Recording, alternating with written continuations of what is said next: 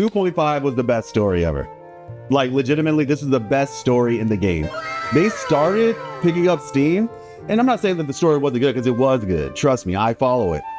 But I think this was the best story for the game and for the community as a whole. This story, like 2.4, was amazing in that they split it in two, because it already started I had never personally, as a lore content creator myself, I have never seen more people interested in talking about the lore than I had when 2.4 decided to make that cliffhanger ending.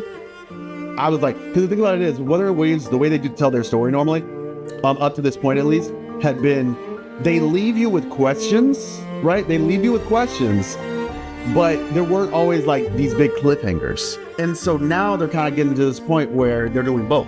There's being questions left over, but there's also cliffhangers. And I think that this was masterful on the part of the writers and whoever was behind making the decision to split the story up. And now we hit 2.5. The stakes have never been higher. I already knew when we saw Fenrico that things were going to get crazy. I already knew. Because you don't just put Fenrico, the person we all thought was probably going to be like the big bad boss at the end, you don't just put him here and then not cook. And we saw what happened. So yeah, like I said, 2.5 was amazing. I think it's setting the tone for future stories, and I cannot wait for 2.6. But with all that being said, let's get into 2.5, right? So 2.5 happens. Man, we start off with Rover. We get to see Abby, who I was so happy to see Abby. Like, I like Abby a lot as a character. I really would like to see more of Abby, but I really just appreciate what Abby brings into just the conversation, the story, you know, Abby having this ability as an echo. You know, it's like you get like a little bit of an inside look into the world of echoes just by Abby's existence, with an amazing sense of smell. And just, like I said, little dude's cute. I like him. Why do I call him a dude? Because in the earlier story, Chisha says little guy. So yeah, if you call Abby a girl, it's cool. Doesn't really matter. To be honest, if you know the lore of Abby, you would know it really doesn't matter. But yeah, so basically, Abby's here, really great. And then what ends up happening? All right, we get a message. We're like, okay, we detected some frequencies, some things going on over here. And so we go, right? We learn that, you know, Carathea, she's, you know, doing better, but we get a little bit more insight. Potential problem, basically. It's like, yeah, they want to take Carathea and use her for to resurrect the Thronodium, basically. Kind of like what happened with Overthrax, right? 1.0. And so they're doing that. And then Mr. Menacing himself, Fenrico, shows up. I personally was creeped out. The music was hitting me. I was like, okay, this is not good. What's about to happen? Like, you tell him, like, and Rover is not mincing words at all. Bro was like, your god is dead. What are you here for? I don't trust you. Don't try to like sweet talk me, bro. It's not working. You lied the first time we spoke. I'm not having it. And as soon as he said that, those words, like, you know, the Sentinel's dead. And to be honest, it was not really, he didn't believe in the Sentinel for real anyway. Then you see like his fist clutch up. I was like, okay, this is bad. This is really bad. And then, bro, like, y'all saw what happened. Bro literally sent a whole tidal wave into us, and it's just like, oh, okay, this is not good. Yeah, Frolova saves us. She gets us out of the water. It's not like it's One Piece. I mean, we could have swam. Like, it's not like we got devil fruits or something. But we get out, and it's on sight from there. Like, it's on sight. As soon as he sees Frolova, let's go. I'm getting my sword. Let's do it. You know, it's interesting because a lot of people were saying, oh, this isn't Rover, and Rover wasn't, like, this is totally out of character for Rover. Not true. Actually, Rover almost sliced her up in at the end of 2.0, right? Her bandages came off as a result. We missed. She vanishes, and she's like, yeah, the overture is just beginning, so the time for this is not here yet. What happens the next time we see Frolova? We see her in the dream world. As soon as Rover sees Frolova, pulls out sword, let's scrap. she's like, you can't actually hurt me here. Let's just try to talk it out, because obviously she's got some plans. Honestly, the right word to use here is obsessed. You're going to hear that word a lot, because she's so obsessed with her goals that she does not care. She doesn't really care about whether Rover lives or dies per se. What she cares about is finishing her goals. So she's like, look, let's just talk. But Rover was, like I said, Rover was ready, and Rover was not friendly during that exchange. It's like cut to the chase. I don't want to hear it, because the reality is Rover has a really good reason not to trust them. Like the Praxidus, right? Frolova, the Praxidus, very good reason not to trust them. So once again, there's also a world quest actually with Frolova in it, in Septimon. And at the end of that world quest, you do it with a character by the name of Lenore. She's a acolyte from the Order. You actually had another world quest with her. I don't know if it's world or exploration quest, but either way, back in Raguna, it was called the Forbidden Archive quest. And you spoke with her there. You speak with her again here. And you actually learned at the end of the quest with Frolova, you're talking with Lenore, and Lenore was basically like, oh yeah, Frolova doesn't seem like she's a good person. And Rover's like, oh really? That's what you think? And she's like, well, if you think they're okay, then maybe they're okay. And then Rover's just like, nah, I never said that. Like, she's like, oh, did I say something wrong? You made a face when I said that. So you can kind of see, like, Rover doesn't think Frolova's that good of a person either. Long story short, this is very par for the course. And you actually, one other piece of proof is just that when Rover sees Frolova literally says, because Rover stops, like literally has their blade on Frolova's neck. And it's just like, wow, such leniency. Is it really, that's not something you're normally accustomed to. Because she knows, and later in the story that Frolova has known Rover for a very long time. So Frolova, let's be honest, has probably been keeping tabs on Rover since, like back in the day when Past Rover was Past Rover, right? Ever since she's been in the Praxidus, an organization that big with that many resources, 100% she's kept tabs on Rover. And we kind of know that because of the flashbacks that happened later in the story, but I'm getting ahead of myself. So anyway, they make an agreement. They say, all right, you help me, I'll help you, temporary alliance, let's do it.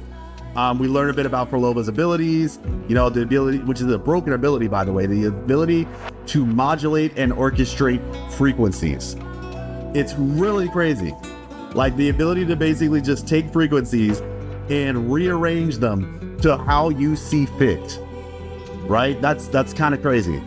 And when you understand that everything in the world is made of frequencies, it kind of makes sense why so many people want her. The Praxidus want her abilities for themselves. The Order wanted to use her abilities, right? Like everybody wants to use her because of having such a strong ability. We learned a lot. As we're getting through this, we're going through the story, amazing, beautiful map, as per usual. The music was really good. Honestly, just throughout, the music was amazing. Anybody who has had an issue with the music ever since 2.0, I don't even know what to tell you. Truth be told, 1.3 had good music, 1.4 had good music. I actually like the soundtrack of 1.1. It was like a start, Bound Firmament, but yeah, 1.3, Black Shores, oh, beautiful. Had like some Final Fantasy, Nier Automata style type music. It was good. And so then, you're going through the map, awesome, and you get to this point while you're traveling with Frolova. There's a lot of witty banter back and forth between the two characters, right? Where it's just like, Frolova had some really choice words when she talks to Rover, right? Even to the point where she's just like, oh, my bad, I forgot you lost your memories. But she wasn't just saying that just to be cheeky. She literally meant that because she knew that Rover did it and knew Rover before. And so it's almost like she's talking to both past and current Rover, where she's just, making these statements while, like she's almost like it's kind of like a petty way of, getting back at him or her, depending on which Rover you play. I mainly play male Rover, but I do play female Rovers as well. I have 2 accounts. But yeah, so basically it's just like, it's really interesting how you can see her doing that. And there's a lot of that, to be honest, but I won't get into all of it now.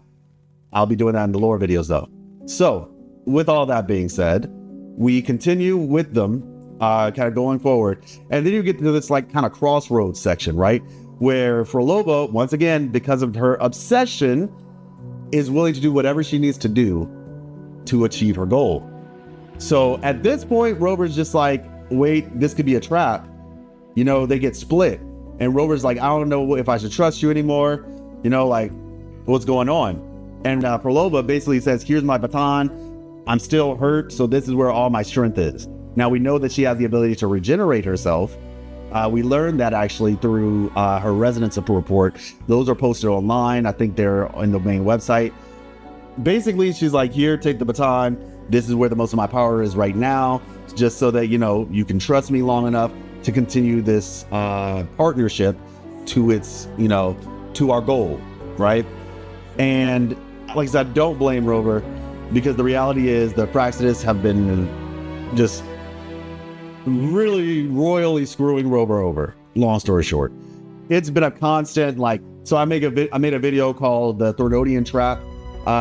It's like there's a picture, yeah, I'll probably put it on the screen, but basically just kind of going how like Septimont was like a 20-year plan, right? On the side of Cristoforo and the Praxidus, the stuff that happened in the first half, or the 2.4 basically, right? This is a 20-year long plan. And there was another 20-year long plan that happened in 2.2. And so it's just like, these are smart enemies. We learned in the flashbacks that the Praxidus have been there since we first woke up. When as us, you know, as the player, we first woke up to play as Rover. And so it's just like, yeah, Rover is very much within their rights to not trust Frolova one bit. And so, yeah, basically it's just like, so she's like, here's the collateral, here's my baton, let's continue this partnership.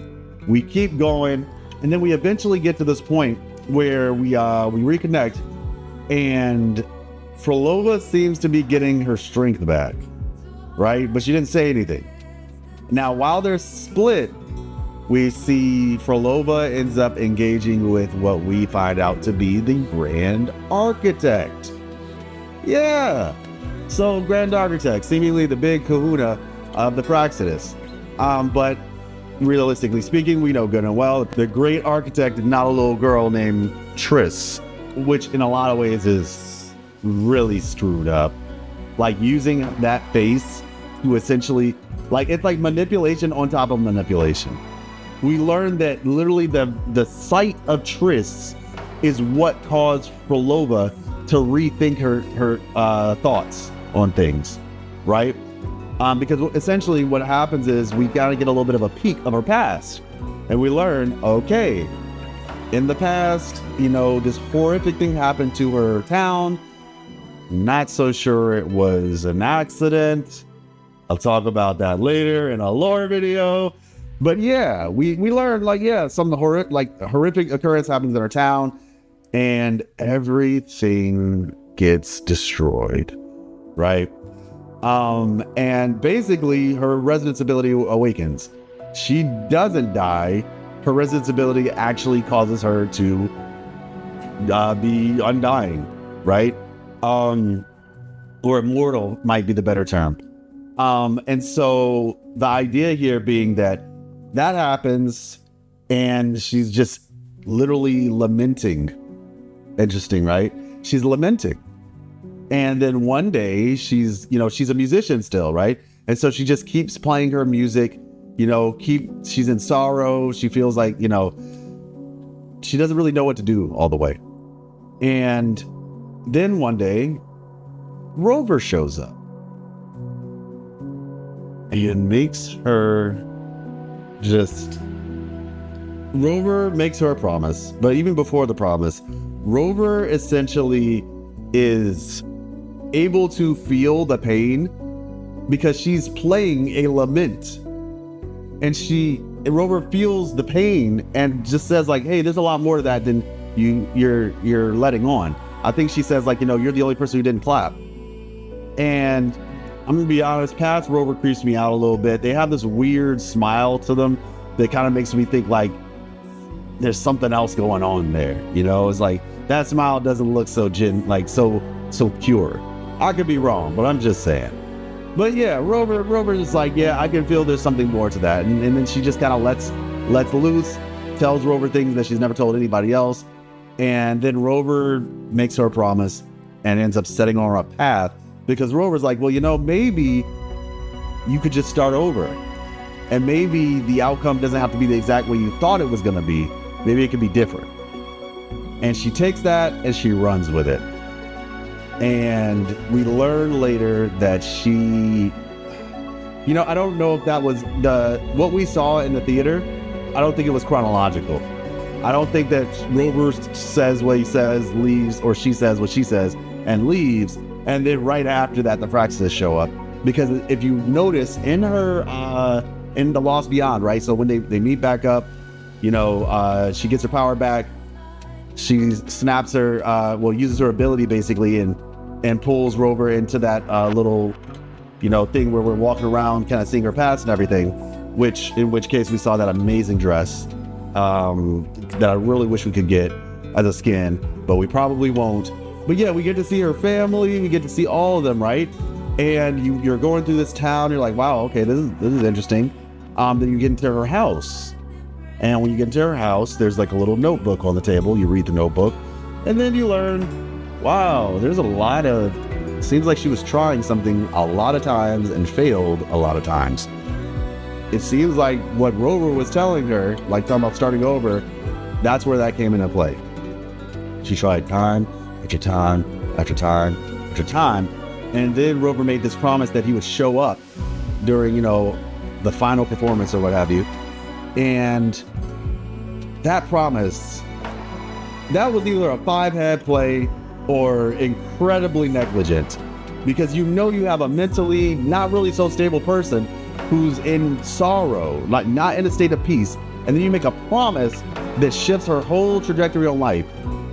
So it's either Rover was being incredibly negligent, or it was like a 5D chess move play, right? Where we just haven't seen the end of it yet. One or the two. And so basically what ends up happening is in that book, toward the end of the book, after all these failures, which kind of reminds me of the 936 times that were mentioned in her Resonator showcase, there is a note about a different path. Specifically seeing, I believe it was Triss. And then we see the Grand Architect show up as Triss. So what I believe is that the Grand Architect showed up after she had tried a bunch of times, after she basically feels like, Rover's never going to come back, then decides, hey, in her moment of weakness, I have a different path for you. Join me, we'll help you get where you're trying to get. And she says, okay. And so basically from there, we have Fraxis aligned for Lova, and we end up learning that they've been there since the very beginning. They've been there since the very beginning. And so then, after all that is said and done, right? After all that's said and done, we eventually get to the point where it's time to face the music. It's time to face Fenrico. So we get to the spot. There's like some papers all over, like a desk of some sort. Seems to be, maybe it's like Fenrico's desk in that area. And yeah, we learn a couple things about Fenrico, right? We learned that he is not the same person he used to be, I guess is what I'll say. Basically, yeah, like during that fight, even with Fenrico, you notice that the lamp, right, which is the same lamp that Napoleon II, who was the Primus who stopped the first Dark Tide, right? He's been coveting that lamp, and in a lot of ways, obsessed. Because the thing is, he knows that the Sentinel is no longer here, but yet he's still obsessed with this idea that, yeah, the Trinodium might not be here, but we still have this lamp, and we still have these ideals. And what you also, though, you realize, during that fight, right, during the fight with Fenrico, the Dark Tide kind of hits the lamp and it falls over, but that lamp is still super powered by the Sentinel's power. And essentially what ends up happening is we see the lamp purify the Dark Tide and then purify Fenrico. And then Fenrico, we kind of see like, oh, because, bro is, for all intents and purposes, like he's a puppet of the Dark Tide, the Thornodian specifically. When the mask comes off, figuratively and literally, we see like, yeah, you're not all that you that we thought you were, or that people think you are. You are literally being controlled by the Therodian. It's not even just like a little bit. And it's very similar because we learned in 2.2 that Napoleon II from Contarella, Napoleon II toward the end of his life was also being influenced by the Therodian. He was hearing those whispers. And so now we're here, we see it happening. We see Fenrico being, like I said, manipulated, basically, right? And from there, when the mask comes off, when the purity happens, Fenrico is basically apologetic, of course, but also he kind of gives us some direction, right? He's like, hey, they're going to do something really bad. And so, mind you, that's toward the end, but it's just, we kind of learned, there's a letter in the game that tells us that there was a point where Fenrico, basically, shadow is what it said. A shadow shrouded his face. And so this is probably the point in the story where, well, in history, where the Therodians started kind of taking control, basically. And when that happened, interestingly enough, in that moment when the Therodians started taking control and the shadow came over his face, the pilgrim sale came back to Ramuna. There was a point where they stopped it because of resources. I mentioned that in my 2.0 video. Is the deception that fooled an entire nation. When that happened, when that shroud came over his face, he changed, and the pilgrim sales started to happen again. So, yeah. So basically, that happens, and then after we beat Fenrico, right? After we beat Fenrico, then the big moment of 2.0 happens. Yeah. We have a little bit of an exchange with Frolova, right? We have an exchange, and during that exchange, we end up learning that basically Rover gets cooked. Like Frolova cooks Rover. She roasts him on a grill. It was bad. Rover, it was so bad that Rover literally had nothing more to say and just said, I guess we're just gonna fight. Because genuinely speaking, Rover had no argument. Like, Rover had no argument against what Frolova was saying. Because in a lot of ways, she was kind of right. Now, I don't condone what Frolova did at all. In the slightest. Just because you have a past doesn't mean that you are, absolved from all the bad things that you did as a result of that past. Right? Personal accountability. But it still is true. The thing is, they're both obsessed. Everybody's obsessed. Rover's obsessed, Frolova's obsessed, Fenrico is obsessed, right? All three of them were obsessed throughout this entire story. I will say, however, that Rover's obsession to stop the lament is a lot more easy on the conscience, at least current Rover, because we don't even know what past Rover did. So all we can speak about right now is what current Rover is doing. And current Rover, who's the one, who has to make this decision right now, even though they don't have an argument, because the reality is, past Rover kind of put current Rover in a really difficult situation. Like, I'm sure, Rover's gonna go home and cry to bed at night and just be like, why did you put me in this situation? I did not deserve this. I don't know. What did I do? Tell me what we did. Rover just has no argument right now. And now, mind you, like I said, what Frolova's done as a result of her obsession, killed multiple people, sent waves of tacit discords in people's direction, goaded us to kill Lupa, right? Attacked Raguna, human experiments, manipulating people. It's just, it's not good. It's just not good. And so yeah, that happens, and then they fight. And then Abby gets sent to who knows where. Cristoforo gets the gem, and Frolova gets a one-way ticket to the bottom of a lake, or a pit of juices. We'll just call it that. Not really the greatest, but I guess if there's any consolation prize, she seems to be at peace. And to be honest with you, if you paid attention, she kind of seemed like she wanted this end.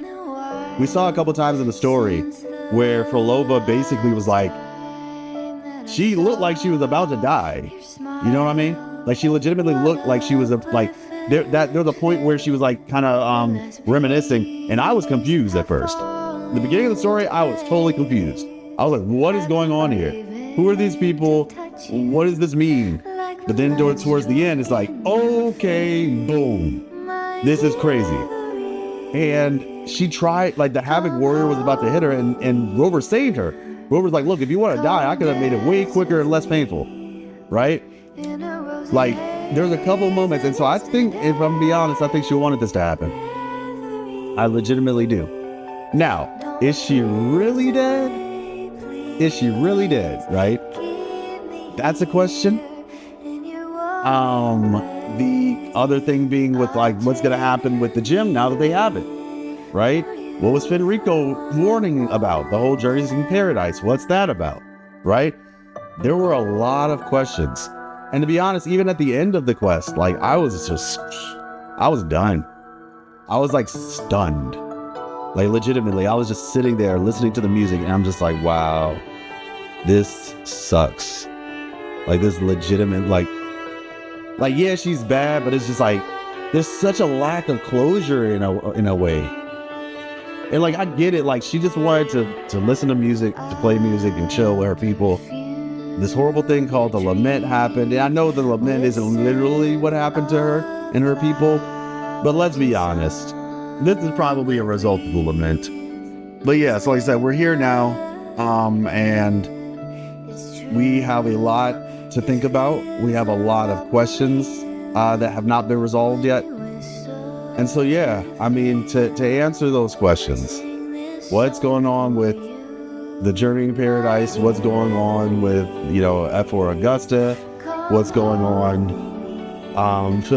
Is Old Girl really dead? Yeah, these are the questions we have to answer, and we will answer them in my upcoming lore videos. So I hope you like 2.5. Like I said, I think it was amazing. I think this was a decision that is leading us into a bright future with the story. They are taking the proper direction when it comes to, seriousness and, making the story have stakes, making it believable, like deciding to just off a character as soon as they drop, like legitimately, like nobody saw that coming. So I'm very happy for the direction that the story is going. I'm happy to be able to make lore videos for this game. If you haven't seen any of my lore videos, you can check them out. You can, I have a beginner guide. I have some videos on 2.0 all the way up until here. You might see some things differently actually than how you originally saw them. And so definitely let me know what you think of those. And until next time, we're going to have some videos we're working on for 2.5 and the future, because it's looking crazy. It's looking very crazy. And yeah, so I'll catch you guys until next time. Peace.